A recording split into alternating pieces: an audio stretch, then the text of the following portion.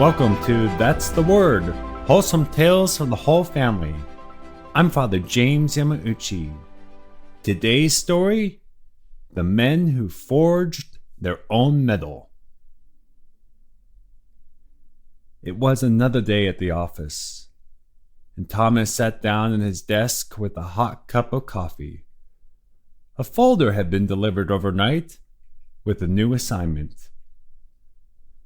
Thomas was well known to all in his profession and to those in government and military circles. Anyone familiar with the history of American sculpting would recognize his name that was etched in his most famous work, The Tomb of the Unknown Soldier.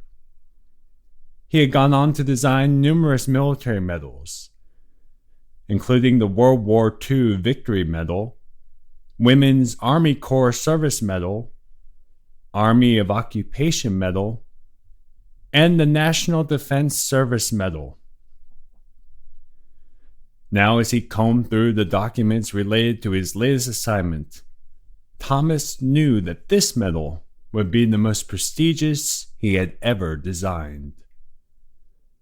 Thomas was charged with the creation of a military medal specifically authorized by Congress for 4 officers who had already been awarded the Purple Heart and the Distinguished Medal of Service. Congress had even designated a day on the calendar to the honor of these 4 men, and the post office had issued a commemorative stamp in their honor.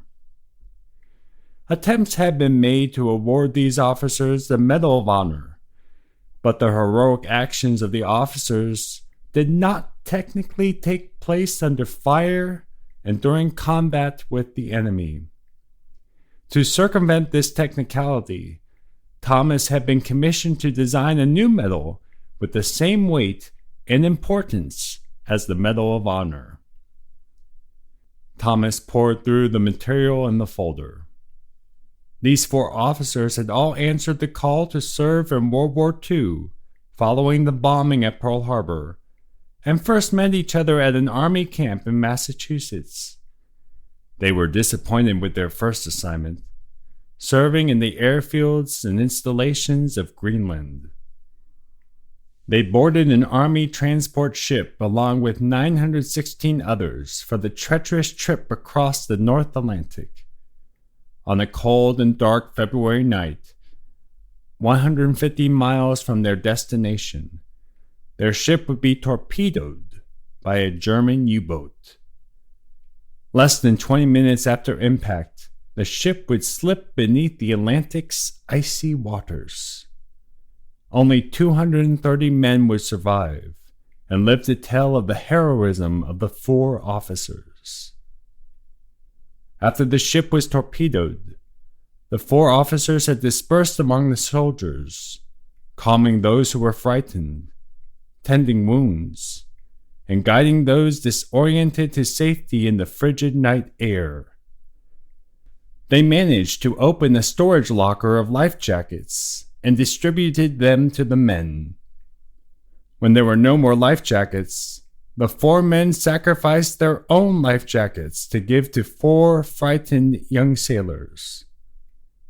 When the sailor tried to re-enter his cabin to retrieve his gloves, one of the officers stopped the young man, and when the sailor explained his reason, the response came, "Never mind, I have 2 pairs."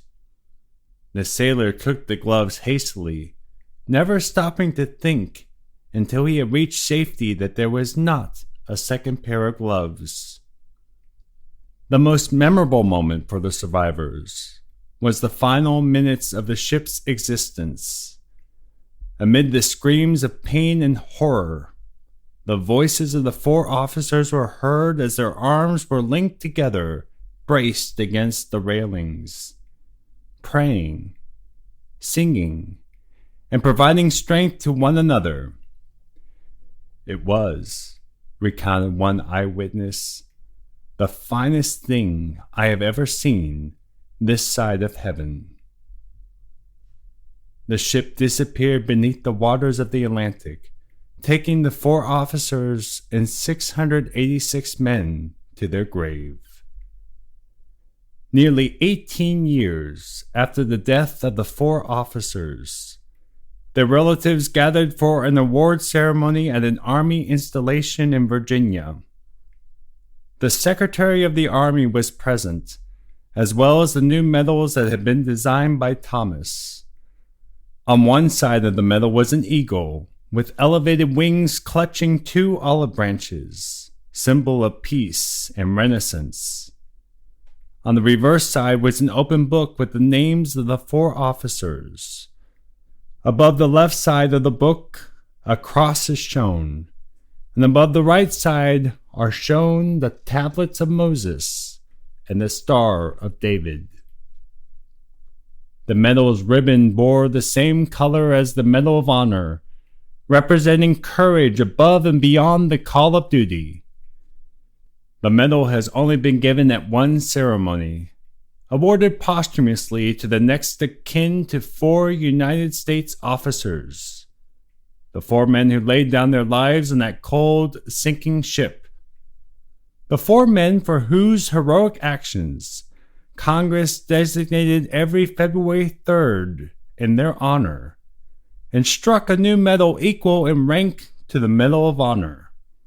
Methodist minister Lieutenant George L. Fox, Jewish Rabbi Lieutenant Alexander D. Good, Dutch Reformed minister Lieutenant Clark V. Poling, and Catholic priest Lieutenant John P. Washington.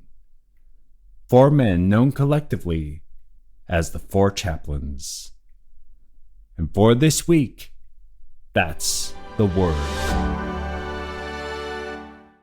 If you are listening to this podcast the day it is released, today is 4 Chaplains Day. So let's make sure we honor the 4 chaplains in our thoughts and our prayers this day.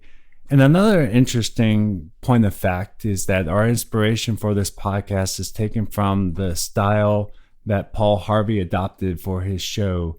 And it was interesting to find out that Paul Harvey attended the ceremony in which the 4 Chaplains Medal was awarded to the family members of the 4 chaplains.